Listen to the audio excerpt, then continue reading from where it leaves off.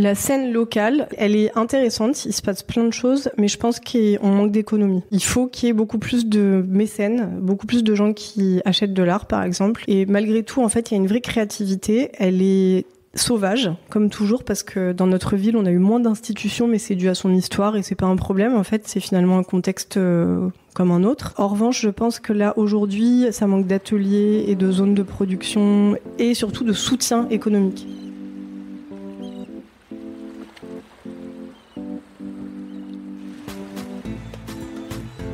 Vous écoutez Marseille Créative, je suis Clémentine Roux, votre hôte.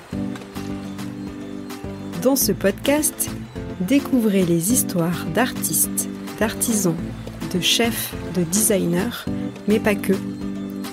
Vous entendrez des personnes engagées, marseillaises d'origine ou d'adoption, connues ou moins connues, qui font bouger Marseille grâce à leurs mains, leurs yeux et leur cœur. Bienvenue dans Marseille Créative, le podcast qui met en lumière les créatives et les créatifs marseillais.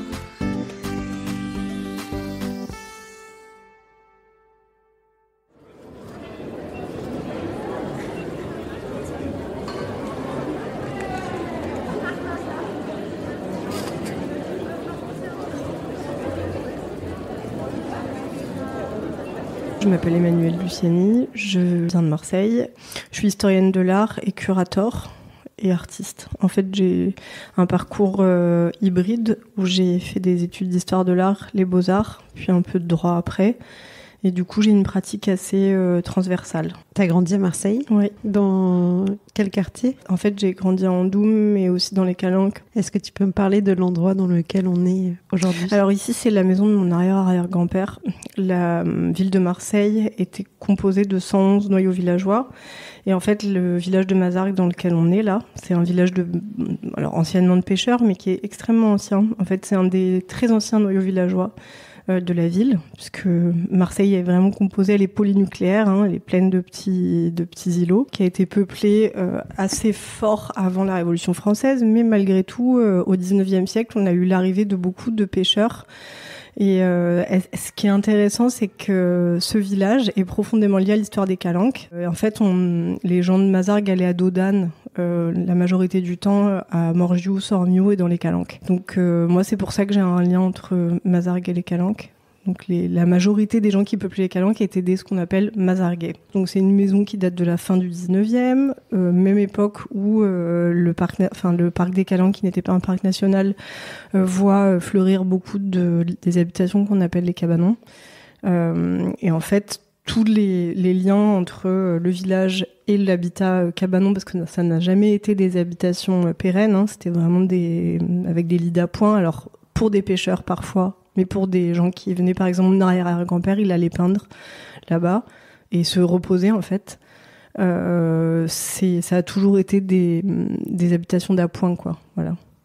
Tous les cabanons de pêcheurs ouais. Personne n'a jamais... Les pêcheurs n'habitaient pas dans leurs cabanons. Ça a jamais été des habitations pérennes, en fait. Il est composé très souvent une mezzanine dans laquelle on peut dormir pour pouvoir partir à la pêche le matin très tôt, et du dessous avec une espèce de pièce à vivre, et puis avec une toiture très en pente pour pouvoir récolter l'eau de pluie et remplir les citernes.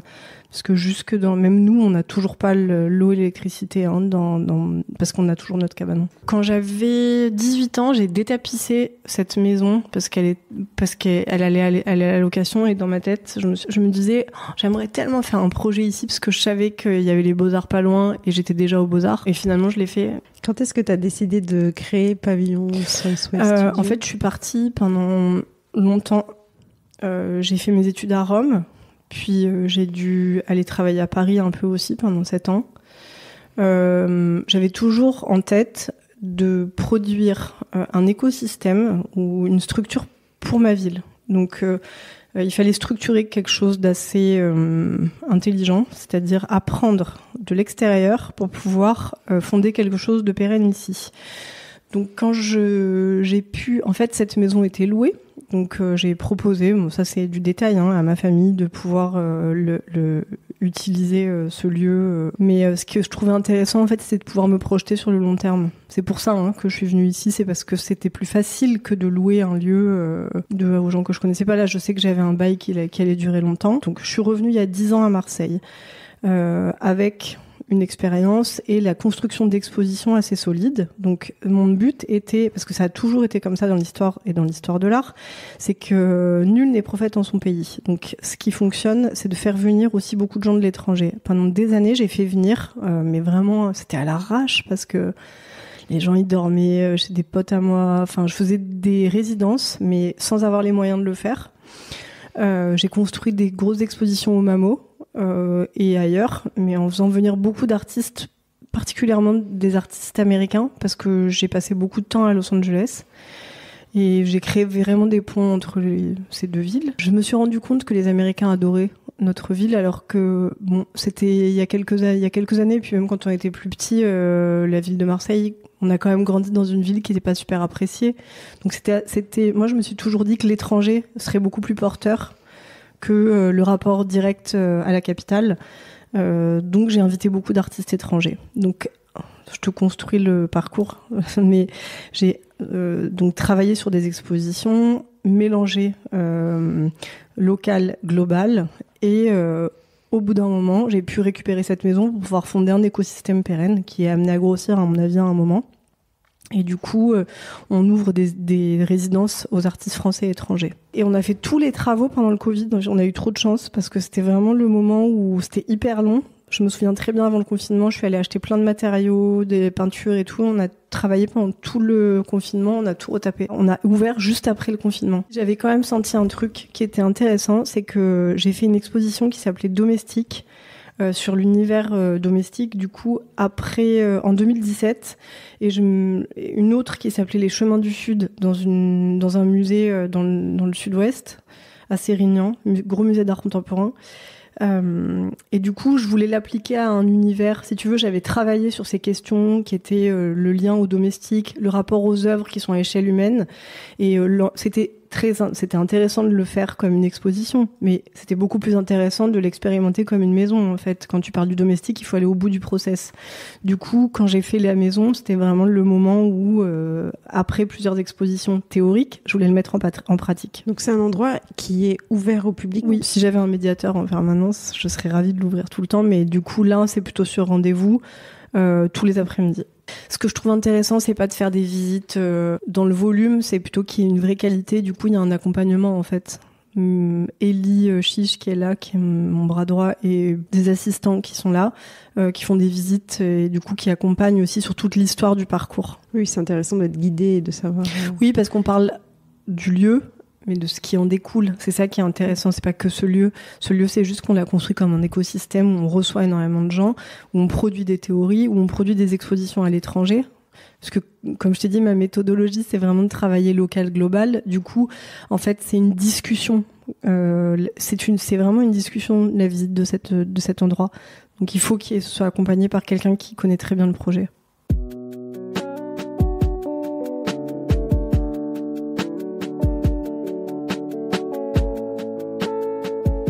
Justement, ce projet Southway Studio, c'est ça? Ouais. Comment tu le présentes? Pour moi, c'est un organe vivant qui s'est adapté au fil des envies et des différentes directions que j'ai prises. Alors au départ, quand j'ai donné ce nom, c'était hyper rapide. C'est que je produisais beaucoup d'expositions et en fait, mes scénographies, si tu veux, la manière que j'ai travaillé, c'est vraiment, c'est pas des expositions de curator, c'est vraiment des expositions artist-curator. Elles sont très scénographiées, il y a une empreinte assez forte. Et du coup, j'avais envie de nommer ce projet Southway Studio parce que c'était déjà un hommage, malgré tout, à une utopie que voulait Van Gogh, en fait. Même si je suis pas dingue de Van Gogh, en fait, c'est quelqu'un qui est l'héritier de toute l'école de Marseille. Alors, l'école de Marseille, c'est une école de peinture provençale que j'aime énormément. Qui était au 19e siècle, qui a vraiment voulu fonder une espèce de pôle d'histoire de la peinture naturaliste à Marseille. Et leur rêve était de créer un grand atelier du Midi. Donc, quand j'ai créé Southway Studio, je me situais dans ma tête dans un profond héritage de cette tradition qui avait eu lieu au 19e siècle et qui est très peu enseignée à l'université. Donc d'ailleurs moi je l'enseigne à Sciences Po, j'en parle de ce courant-là qui est vraiment intéressant et c'est vraiment cet héritage-là, voilà. Et je l'ai dit en anglais parce que je suis au 21e siècle et qu'en fait, je parle la moitié du temps anglais avec des gens qui sont pas français. J'allais te poser la question, quel est ton métier? Mais en fait, tu as plein de métiers différents que tu réunis sous ce fameux Exactement. Southway Studio. En fait, ça dépend vachement des projets. Là, par exemple, le prochain, c'est une grande performance avec des sculptures. C'est vraiment, en fait, c'est un travail où je crée des écosystèmes. Donc c'est pour ça quand je dis artiste curator, c'est vraiment ça, parce que j'écris, je produis des grandes scénographies et je travaille aussi avec d'autres artistes. Mais il y en a eu plein dans l'histoire, hein. Il faut pas. C'est juste que notre 20e siècle et notre période moderne demande très souvent une séparation. En fait, des étiquettes et une séparation, une division du travail. Hein. Marx le disait très bien d'ailleurs, hein, la division du travail, en fait, elle s'applique aussi au milieu de l'art.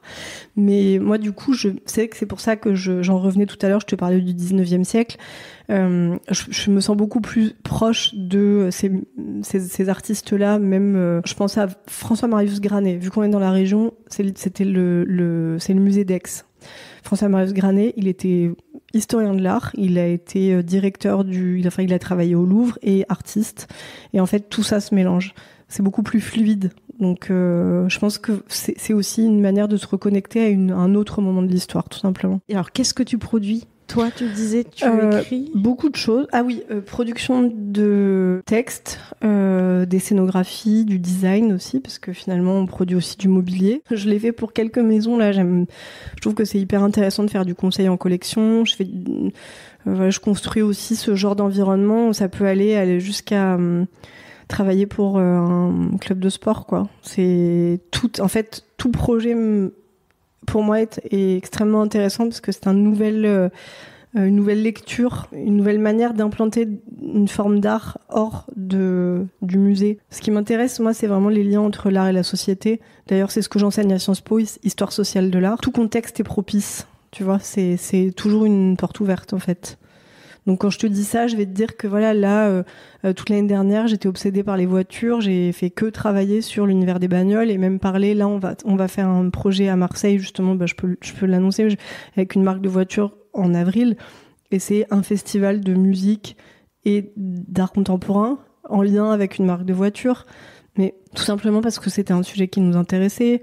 Le sport est un sujet qui m'intéresse. Ça a été le domestique pendant super longtemps. Je suis médiéviste aussi de formation, donc j'ai fait de l'art médiéval.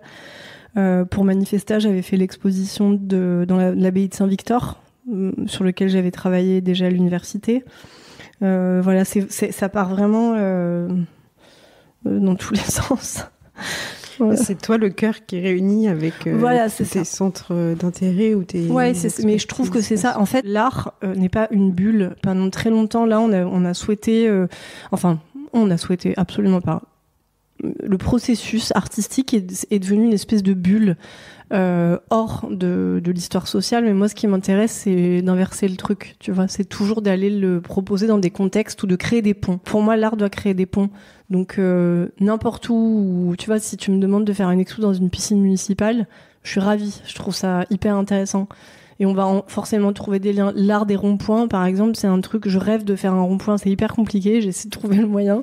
Mais pour moi, l'art du rond-point, c'est le Graal, tu vois. L'art de la station-service, j'aimerais beaucoup. Comment tu sélectionnes les artistes avec lesquels tu collabores ? J'ai aucun principe. Le principe, c'est qu'il n'y a jamais aucun principe et il n'y a jamais aucune limite.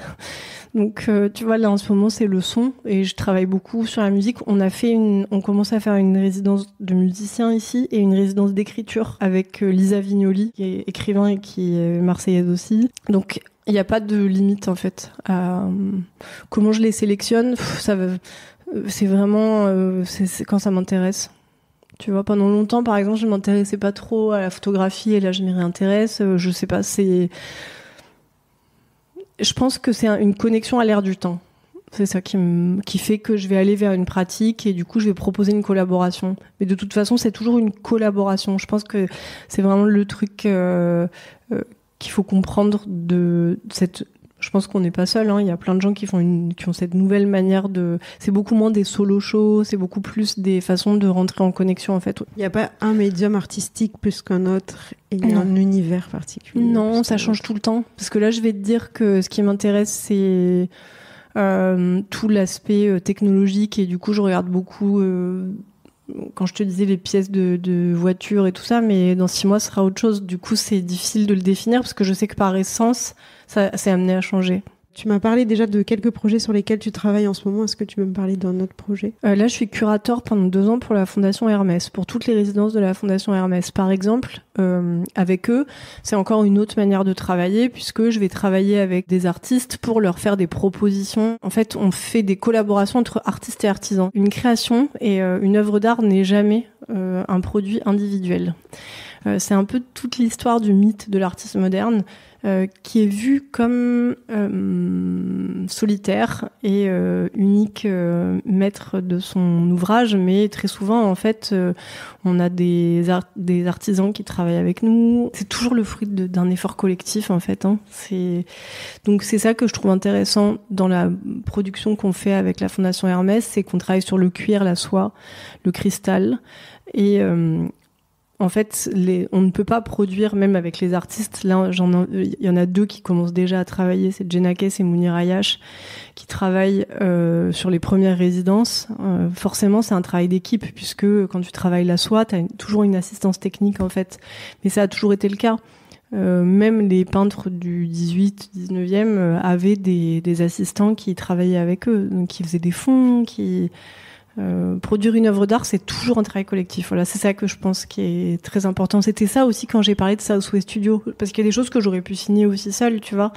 Mais je trouvais que le parler de studio, c'était une manière de définir le mot atelier, qui revient aussi à la manière de définir l'art du 18e, où on avait des corporations, des guildes, ce qu'on appelle. Donc, il parle vraiment de cet effort collectif, de ce travail collectif, parce que malgré tout, une œuvre d'art, c'est aussi tes prédécesseurs. En fait, tu peux pas, tu vois, là, je te parlais de Southwest Studio, c'est les ateliers du Midi. Ben, en fait, je m'en réfère à Émile Loubon, par exemple, qui est un peintre provençal de 1850. Mais sans lui, je ne peux pas exister non plus. Donc, il y a aussi une manière d'être les maillons de se définir comme les maillons d'une chaîne, tu vois, et pas d'arriver comme ça ex nihilo. Est-ce que Pavillon Southwest Studio aurait pu exister ailleurs qu'à Marseille ? Je pense pas, parce qu'il y a alors comme je te dis, à Los Angeles ça aurait pu exister, à Rome aussi. C'est des villes qui sont aussi tu sais, elles sont en miroir et c'est pas des villes principales des pays dans lesquels Rome c'est un peu différent, tu vois, mais pour Los Angeles il y a vraiment cette même façon de parler du high and low, et moi c'est vraiment tout que j'ai appris aux États-Unis et qui, je pense, vient profondément faire écho à la ville de Marseille. C'est qu'il y a un mélange toujours entre haute culture et culture populaire. Je pense que ça n'aurait pas pu vraiment exister par exemple à Paris, parce que c'est absolument pas la même histoire. Et ça n'aurait pas de pertinence, tu vois. On est dans une manière ici de mélanger haute culture, culture populaire, mais qui vient de l'histoire de la ville de Marseille, en fait. Quel est, puisque Marseille c'est la ville cool du moment, c'est quoi ton sentiment vis-à-vis de cette nouvelle image de Marseille ? Est-ce qu'elle te sert aussi à toi ? Je suis partagée parce que je peux pas, comme toute chose, je vois vraiment, je suis historienne, hein, donc pour moi rien n'est jamais noir ou blanc, c'est toujours gris. T'as des points positifs avec des gens qui viennent apprécier aussi notre histoire, tu vois, je trouve que... Et de l'autre côté... si je dois être sincère, j'ai grandi dans une ville qui était crado et en fait j'aimais ça. Et le côté policé, tu vois, les routes bien propres et tout, moi c'est pas un truc que je trouve souhaitable en fait. Il y a une forme de liberté quand même dans cette architecture du chaos. Et enfin moi je l'aime profondément comme ça. On a été habitués à naviguer dans cet endroit qui était sauvage.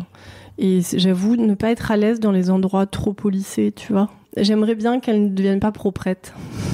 Tu vois, je trouverais qu'elle aurait beaucoup moins de force. Et ce qui est beau ici, c'est la ville de Marseille, elle a une force, en fait. Donc voilà. Mais donc je suis un peu partagée. Après, ce que je trouve compliqué, si je dois rentrer vraiment dans le côté sociétal, tu vois, je pense qu'il faut aussi, il faut respecter la manière de vivre des Marseillais en fait, et que c'est important de pas venir plaquer des modes de vie qui sont très différents de la manière de vivre locale. Je vais parler de la voiture, mais en fait, Marseille, elle est profondément liée à l'histoire de la voiture. Et tu peux pas considérer la ville de Marseille comme la ville d'Amsterdam. Donc c'est intéressant, tu vois, cette histoire, toutes les pistes cyclables, tous ces trucs-là, mais je trouve que ça vient opposer des modes de vie et je suis pas sûre que ce soit souhaitable. Voilà, je trouve qu'il y a il y a aussi des spécificités qui sont territoriales. Tu vois, une ville très étendue, c'est très compliqué de pouvoir la parcourir en vélo. Je trouve que ça exclut par exemple les personnes âgées. Il y a un autre truc, ça c'est hyper important. Ce qui me paraît nécessaire, c'est de montrer beaucoup plus le patrimoine et l'histoire de la ville. Donc ça, je pense que malheureusement, les Marseillais connaissent pas assez l'histoire de leur ville. Moi, je la connais parce qu'elle m'a été transmise. J'ai cette chance. En revanche, effacer beaucoup trop l'histoire des quartiers, c'est un problème. La gentrification, c'est-à-dire ce qui est formidable ici, c'est qu'on a grandi dans une ville qui est très fortement lié même c'est pas pour rien moi que j'adore j'étais très à l'aise aux États-Unis, c'est que le centre-ville est pauvre et que l'extérieur était plus riche, mais ça crée aussi y a pas de ghettoisation, tu vois. Nous on est toujours allés dans le centre-ville et c'était des quartiers populaires, mais c'était quand même très mélangé et malheureusement j'aimerais que ça ne se transforme pas, tu vois, avec la hausse des prix de l'immobilier dans le centre-ville et du coup des classes très populaires qui vont à l'extérieur de la ville. Je trouve que ça serait dommage en fait. Juste pour revenir à la scène artistique locale en ce moment à Marseille, c'est quoi ton point de vue ? Ce que je pense, c'est que la scène locale, elle est intéressante, il se passe plein de choses, mais je pense qu'on manque d'économie. Il faut qu'il y ait beaucoup plus de mécènes, beaucoup plus de gens qui achètent de l'art par exemple. Et malgré tout, en fait, il y a une vraie créativité, elle est sauvage, comme toujours, parce que dans notre ville, on a eu moins d'institutions, mais c'est dû à son histoire et c'est pas un problème. En fait, c'est finalement un contexte comme un autre. En revanche, je pense que là, aujourd'hui, ça manque d'ateliers et de zones de production et surtout de soutien économique. Parce qu'on peut pas, en fait, toute société qui produit de l'art, c'est une société excédentaire. Et aujourd'hui, on a besoin de mobilisation, à mon avis, du secteur privé aussi dans la ville de Marseille. Et moi, c'est ça surtout que j'attends en fait. Des mobilisations aussi d'entreprises, tu vois, qui créent des groupements de mécènes. On sait que l'État-providence aujourd'hui, c'est un modèle qui est en déclin et qu'il va falloir le remplacer. Donc c'est quelque chose qui fonctionne dans les pays anglo-saxons. Et j'aimerais bien qu'ici, on arrive à trouver une solution de ce type-là. Donc la scène locale, elle est très vivante. Musicalement, elle est vivante, mais je pense qu'elle manque de soutien économique. Cette ville, il y a toujours une forme d'innovation, mais qui est due aussi aux possibilités qu'apporte le foncier. Comme c'est moins cher, tu peux faire plus, t'as moins de rentabilité, donc t'es pas obligé d'aller vers ce qu'on appelle le mainstream, tu vois. Mais c'est important qu'il y ait aussi un espèce de soutien économique. Pour passer à Marseille, comment la ville te nourrit ? Moi, elle me nourrit, mais tout le temps. Tu peux pas t'imaginer. Je pense que même les épiceries de nuit. Voilà, les épiceries de nuit, les néons avec tu vois, la petite décoration du mec qui a son épicerie qui est ouverte jusqu'à 4h du mat, avec tous ces petits trucs-là. Ça, c'est magnifique. Je sais pas, elle me nourrit tout le temps. En fait, je pense que c'est l'interaction avec les gens. Ce qui m'a le plus manqué quand j'étais pas ici, c'est de ce qu'on appelle blaguer, tu vois. C'est-à-dire cette espèce de, on pourrait dire small talk aux États-Unis, mais ce contact en fait. Je trouve que culturellement, il y a un truc ici de l'ordre du contact direct, parfois violent, parfois pas violent, mais moi qui me donne de l'énergie en fait. J'ai besoin de ce truc, de ce contact avec les autres et finalement, ça redescend assez vite. C'est vrai que y a cette culture de l'échange permanent, qu'il soit bon ou mauvais, mais ça crée de la vie en fait. Je pense qu'elle est profondément vivante cette ville, donc elle est pas policée. Et moi, c'est ça qui me nourrit tout le temps, parce que c'est finalement, moi, c'est à travers les êtres humains que j'ai des idées. Tu vois, c'est regarder des comportements, c'est regarder des décorations de voitures, par exemple, décorations de magasins. Un restaurant, ça peut être une œuvre d'art, rien que par l'énergie que la personne y met. Est-ce qu'il y a des lieux qui t'inspirent ? Le stade, ça m'inspire tout le temps. Même le foot amateur, par exemple. La salle de sport. Salle de sport, pour moi, c'est le truc le plus... Je pense que je passe des heures à la salle de sport, pas pour faire du sport, parce que je regarde les gens. Et il y a ce truc du mélange, en fait. Dès que t'es dans un écosystème qui n'est pas homogène, et je trouve qu'on le trouve beaucoup à Marseille, là, il y a un truc qui se passe. Donc le bar tabac aussi, tu vois, les vieux bistrots d'ici, je trouve que c'est des endroits qui sont très inspirants. Moi, les zones industrielles, ça m'inspire. Plan de campagne, par exemple, j'y vais juste pour regarder. En fait, ce qui est intéressant et ce que je trouve inspirant ici, c'est cette diversité. Tu vois, c'est qu'il n'y a rien qui se ressemble jamais. Du coup, ton œil est jamais fatigué, puisqu'il est toujours surpris. Et c'est ça que j'aime pas du tout dans l'architecture haussmannienne, par exemple, c'est que j'ai une forme de lassitude. Ça me donne pas du tout. C'est toujours pareil. Le contrôle qu'a été l'urbanisme haussmannien, c'est vraiment quelque chose qui m'ennuie profondément, parce que c'est pas l'expression de l'individualité humaine. Donc moi, ça me procure rien. C'est quoi tes petites habitudes ? Où est-ce qu'on peut te croiser à Marseille ? À la salle, à l'atelier. Je viens ici. J'adore prendre des cafés dans les boulangeries et sur les rochers pendant les 6 mois de l'année où on peut, quoi. Et puis dans ma voiture. Parce que j'adore conduire. J'aime conduire dans la ville et j'aime le paysage qui défile et les scènes. En fait, je pense j'ai un rapport à la voiture qui est cinématographique, tu vois. C'est ce truc de regarder des choses qui vont vite et des scènes comme ça tout le temps.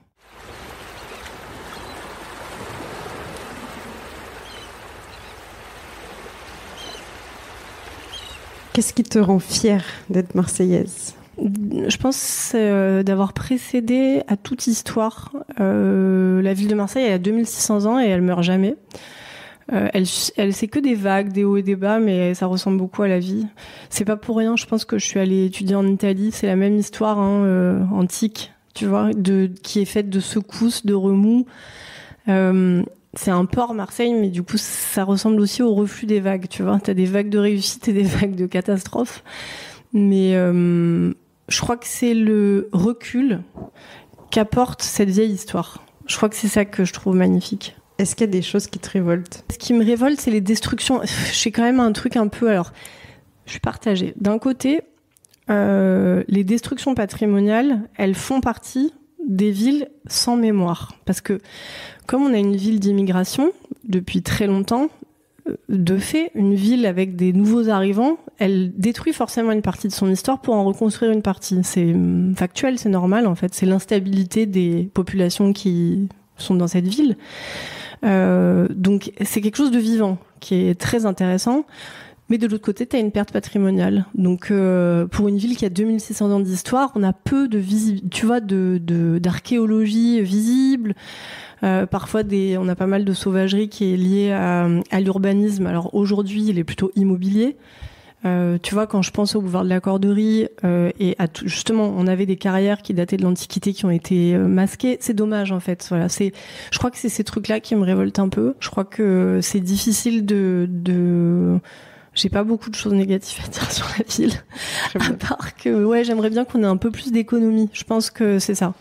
Tu vois, ce que je trouve dommage, c'est que là, on dit oui, Marseille a le vent en poupe, mais moi, ce qui m'intéresse, c'est pas que Marseille soit la mode, ça m'intéresse pas ça. Ce qui m'intéresse, c'est qu'il y ait des fondations solides pour construire des projets culturels, voilà. Ça, je trouve que c'est intéressant. Ce que je trouve hyper beau, c'est que, par exemple, aujourd'hui, t'as des mecs de 15 ans qui adorent aller pêcher, comme faisaient nos arrière-grands-parents. Ça, c'est un truc que je trouve assez magique dans cette ville, tu vois.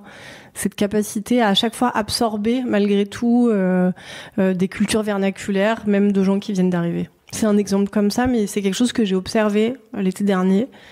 Et je me dis, c'est drôle, ce mec, il a 15 ans, il est en trottinette et il fait de la pêche de papy, quoi. C'est incroyable. Et je trouvais ça très beau, très poétique. Est-ce qu'il y a des figures marseillaises qui t'inspirent ? Tu m'as parlé des peintres du 19e. Ouais, alors hyper important, Émile Loubon. Lui, je trouve dingue. En fait, il fait de la peinture animalière. C'est quelqu'un qui a beaucoup montré en fait l'industrialisation de la ville de Marseille, parce qu'il faut imaginer que la ville au 19e siècle, c'est un peu comme la Chine actuellement. C'est une explosion. Si on passe d'un modèle, nous, à partir de 1830, dès qu'il y a la conquête de l'Algérie, le port explose, tu vois, jusqu'à arriver en 1870 où ça devient quand même une ville très importante. Donc, il y a un progrès et une industrialisation qui est très rapide. Donc, ce peintre-là, c'est quelqu'un qui va comprendre, et toute l'école de Marseille, c'est des gens qui vont comprendre cette mutation et du coup la mettre en image et aussi parfois de manière nostalgique montrer aussi un monde qui est en train de mourir. Enfin, tu vois, c'est le bon moment pour en parler puisque finalement on parle d'agriculture. C'est quelque chose qui est pressenti par les peintres de l'école de Marseille qui vont montrer justement ce qu'a été toutes les sociétés pastorales. Donc ils vont énormément représenter, tu vois, des bergers, par exemple des chèvres du Rove, qui est une espèce caprine maintenant qui est aujourd'hui labellisée et protégée, qui est très ancienne. Il faut savoir qu'au Rove, on a des chèvres qui datent de l'Antiquité. On pense que c'est les Phéniciens qui les ont amenées. T'as cette représentation et cette espèce d'hyper-conscience chez ces peintres d'un monde en mutation qu'on est en train de connaître aussi aujourd'hui. D'autres choses, alors là je parle du 19e siècle, mais il y a énormément de gens qui m'inspirent moi ici, même, je sais pas, tu vois, ça va jusqu'à, je vais encore te parler du Stade, mais quand je regardais des gens comme, tu vois, René Maleville, quand il parlait, c'était intéressant en fait. Moi, j'ai jamais trouvé que c'était ennuyeux. J'aime bien l'intelligence simple comme ça parfois. Je trouve qu'elle déborde de poésie, mais pas dans des grands mots, mais plutôt dans des petites choses. Le côté solidaire aussi. Je trouve qu'il y a une espèce de solidarité quand même dans la blague et dans ce qu'on se dit chaque jour. Que j'ai trouvé en Italie. Quand j'étais à Rome, je blaguais avec des vieux en bas de chez moi, ce que j'ai pas trouvé ailleurs en fait. Comment tu décris la ville à quelqu'un qui n'a jamais mis les pieds ici ? Alors, je dirais que c'est de l'architecture du chaos. Je me souviens en urbanisme aux Beaux-Arts, on nous expliquait que voilà, Marseille était une mauvaise élève d'urbanisme. Bon, en même temps, je pense que les gens sont pas mal, même si l'urbanisme est chaotique. J'ai pas l'impression que ça dérange trop les individus qui la peuplent. Donc, je dirais que c'est une architecture très secouée. Ce qui est beau, c'est qu'en fait, il y a une sédimentation historique. Donc, elle vient absorber toutes les couches de l'histoire, et c'est comme ça qu'il faut la regarder. Puis, je dirais que il faut l'appréhender vraiment en se promenant de manière gratuite. Et il faut absolument pas. Voilà, si la première chose que je dirais à quelqu'un qui vient visiter la ville, c'est qu'il ne faut pas la regarder avec l'histoire du centre et de la périphérie telles que sont vues les villes modernes françaises, puisque Marseille a précédé à ce modèle d'urbanisme. Et malheureusement, on essaie beaucoup trop souvent de plaquer des modèles d'urbanisme. C'est pour ça que tout à l'heure je parlais du vélo. C'est pas du tout pour faire des polémiques sur l'histoire du vélo. C'est juste que je pense que le vélo, par exemple, fonctionne dans certaines villes qui ont un urbanisme type les villes médiévales, qui sont des villes circulaires, tu vois. Mais en fait, ici, c'est très différent. L'urbanisme est très différent, donc le mode de déplacement est différent. Donc je pense que c'est surtout ça. C'est essayer de la regarder avec des yeux qui sont dénués d'un modèle moderne. C'est l'heure du portrait chinois à la sauce marseillaise. Vas-y. Si tu étais une odeur. Oh, le thym. Si tu étais un son. Le bruit de l'eau sur les rochers, parce que du coup là je suis dedans, tu vois. Et si tu étais un goût. La sauce tomate. C'est doux et un petit peu acide, tu vois. Qu'est-ce que tu aimerais faire passer comme message aux auditeurs et auditrices de ce podcast ? Alors, je pense que ça serait intéressant. Essayer de faire des projets pour cette ville qui soient solides et pérennes. Pas des petits trucs qui viennent consommer la ville. Tu vois, c'est ça tout le problème de la gentrification actuelle. C'est que tu viens consommer une ville, mais tu ne construis pas quelque chose de pérenne qui va y rester. Et c'est ça que je souhaite en fait. C'est un peu l'inverse du nomadisme contemporain.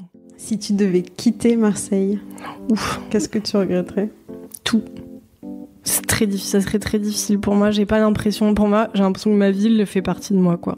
Et je pense qu'on a tous, on lui parle comme à une personne. On a quand même ce truc-là. Je trouve que le rapport à la ville des Marseillais, il est particulier. Comme ça ressemble à très peu d'autres endroits, c'est difficile d'y trouver. Quand t'es bien là où t'es, c'est difficile quand même de ce paysage, il est hallucinant. Moi, je pense que c'est quand même, il y a les gens, mais il y a le paysage.